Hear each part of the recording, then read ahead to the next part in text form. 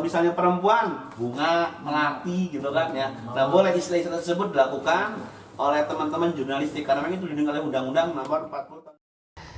Oke Bang, ini dari tadi kan dari Facebook nih Bang. Ini ada dari Instagram yang menanya dari @basirputrabungsu.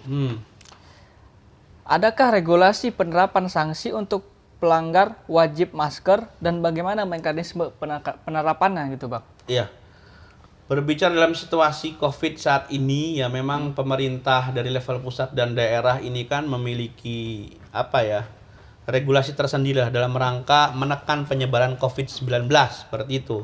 Sebelum saya menjawab rekan Basir yang bertanya terkait masalah kewajiban memakai masker dan sanksi bagi pelaku yang melanggar gitu kan, saya sampaikan bahwa ya COVID-19 ini memang benar apa adanya ya.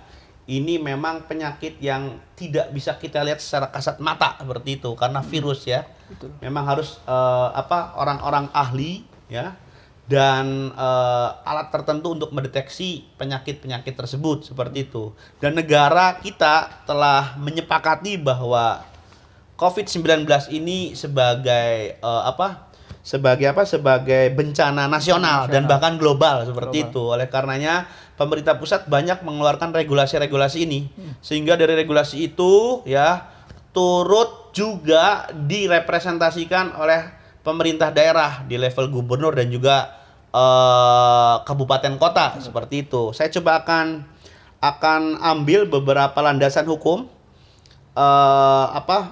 yang bisa kita jadikan sebagai rujukan untuk membuat sebuah regulasi di mana pelaku yang tidak taat terhadap proses penekanan wabah ini dia mendapatkan sanksi. Itu yang pertama saya sebutkan, ada Undang-Undang Nomor 4 tahun 1984 tentang wabah penyakit menular. Jelas COVID ini adalah penyakit yang masuk dalam kategori wabah yang menular ya. Kita sekarang dilarang berdekat-dekatan. Jarak harus 1 meter lah minimal kan, memakai masker. Walaupun saya mohon maaf nih tidak memakai masker karena saya anggap teman-teman terbebas COVID sekarang gitu kan ya. Dan kita wajib cuci tangan walaupun kita tidak pernah gitu kan ya disuruh untuk makan. Tapi wajib cuci tangan kita. Nah, ketika negara menyatakan bahwa COVID-19 ini sebagai wabah nasional dan juga global, ya maka berlakulah Undang-Undang Nomor 4 tahun 1984 tentang penegakan disiplin wabah penyakit menular gitu kan ya. Di mana dari Undang-Undang Nomor 4 tahun 1984 itu ya, negara mengeluarkan pun beberapa regulasi, diantaranya adalah peraturan pemerintah Nomor 99 tahun 2020 tentang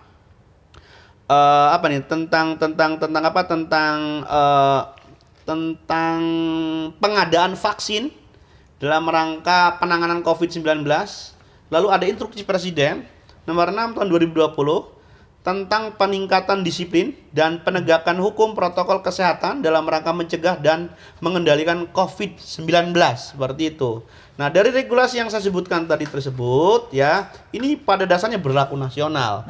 Hanya saja di setiap daerah, kabupaten, kota atau provinsi ini memiliki karakteristik tersendiri.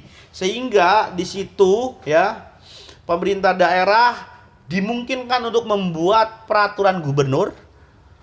Di kabupaten kota dimungkinkan untuk membuat perwal atau perkab gitu kan dalam rangka merepresentasikan ya aturan-aturan yang saya sebutkan di atas seperti itu. Sehingga sekarang kita muncul istilah PSBB. Pembatasan sosial berskala besar kalau tidak salah ya. Betul. Kalau konteks nasionalnya ada lockdown seperti itu yang familiar. Di internasional dan juga di nasional lockdown. Kalau kita sebutnya adalah PSBB gitu kan ya. Nah, setiap perwal, setiap pergub ini mengatur tentang bagaimana caranya penyebaran COVID itu bisa dihentikan.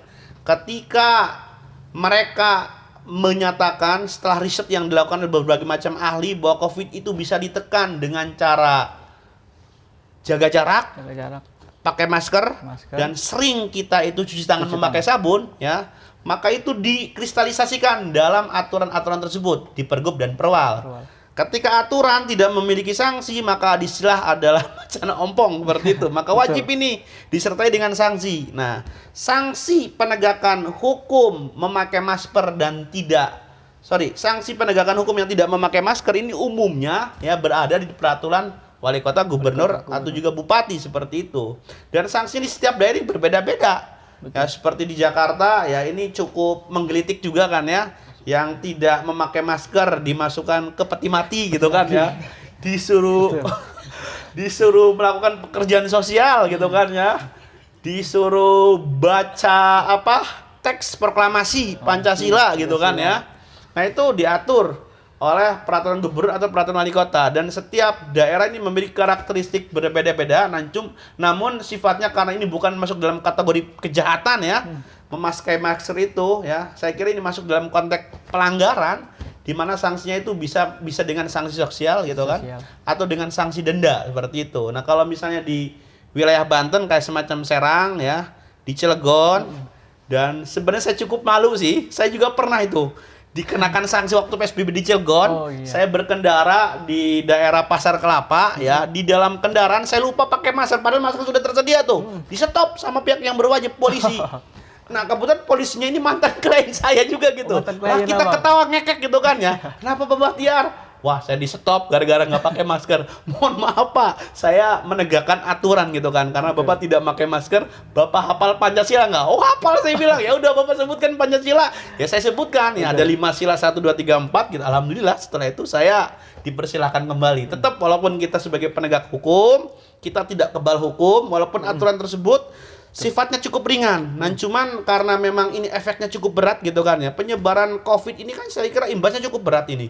Kalau misalnya tidak dimulai dari diri kita untuk berdisiplin, dan kalau memang kita merasa tidak disiplin dan diarahkan oleh orang lain, kita pun tidak disiplin, maka saya kira bencana tersebut bakal menjadi-jadi seperti itu. Oleh karenanya, saya berpikir bahwa penerapan sanksi tidak memakai masker itu memang sifatnya adalah sebuah keharusan ya, karena memang kita ini kalau tidak dipaksa kelihatannya tidak bakal taat hukum, karena memang syarat hukum dapat ditegakkan itu memang salah satunya adalah penegakan, dan sifat penegakan adalah pemaksaan yang dilindungi oleh undang-undang seperti itu. Nah, terkait sanksinya itu umumnya diatur di dalam perwal atau perkap atau pergub seperti itu. Oke Bang, terima kasih Bang udah menjelaskan dari yang sudah menanya tadi dari Basir Putra Bungsu gitu. Nah ini pertanyaan terakhir nih Bang. Oke, apa itu? Last question dari Burhanu Ali. Burhan Ali. Iya, Burhan Ali dari Instagram. Apakah ada satu kasus terpidana yang bisa bebas dari dakwaan gitu Bang?